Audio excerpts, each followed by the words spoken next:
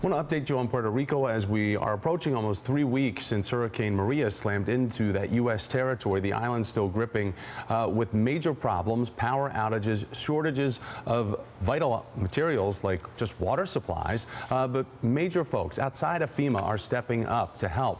One of them is Bethany Frankel. We know Bethany is an entrepreneur, a TV star from the series Real Housewives of New York City, also founder of Be Strong. That's an initiative for women and families in crisis. And Bethany, it's great to have you on. We had Fat Joe on, who's a music producer and artist, also now an activist trying to help folks out in Puerto Rico.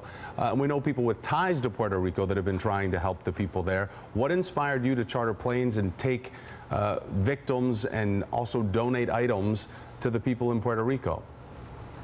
It sort of just started as me saying I feel helpless and people around me saying you can't go there, you're crazy, there's no water, there's no electricity, and I'm like, why can't I go there? So I chartered the first plane and was going to fill it, and then I got in touch with a company called a charity called Global Empowerment Mission and WeDoBetter.org, and they were able to load the plane. So then I had people who could load the plane, and then I met this woman, Nicole from Dallas, who was so connected in Puerto Rico, and then we were able to unload the plane. And then my friends and people I know that are wealthy started hearing what I was doing, and they said, what are you doing? And I said, okay, do you want to sponsor a plane?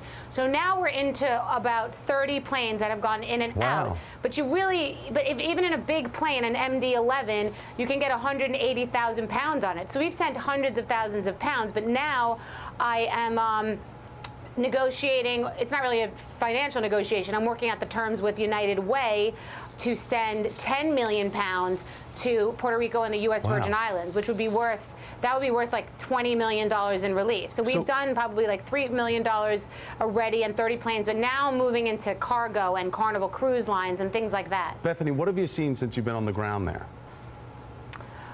It's really terrible. It's just like it's like a third world country.